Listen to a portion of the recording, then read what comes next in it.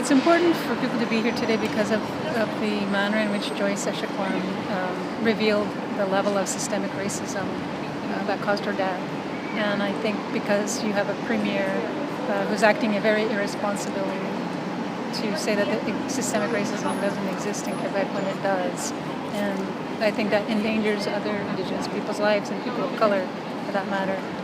So to remember Joyce and the many people like her who have suffered through systemic racism, whether it's in the healthcare system or other systems, remembering that there is a big problem. There's inequities for Indigenous people, and there's a challenge to have our human rights respected.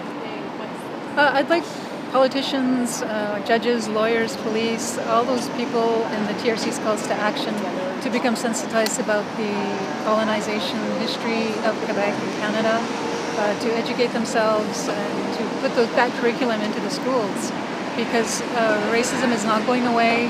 Systemic racism is still embedded in the culture. We have the Indian Act that we are under to control Indigenous people. So I would like to see education right across the board. I'd like to see Joyce's principles be implemented, and for those challenges that we have as a society to eliminate those forms of racism that cause the death of people like Joyce Echaquan, and to have an honest conversation and not deny the truth anymore. We need to start having that relationship of reconciliation, and the reconciliation should not be on Indigenous people's shoulders. This belongs to the general society who accept the status quo of colonization.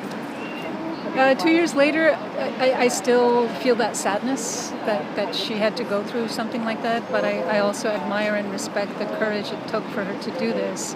I want people to remember her and to understand that this is a problem that is created by the norm of systemic racism, and that we need to eliminate that, and we can't do it if people are in denial of something that is part of a genocidal project. It really has to be addressed profoundly and implement all those recommendations. We don't have to reinvent the wheel here. There's from the Royal Commission on Aboriginal Peoples in 1996, the TRC's calls to action.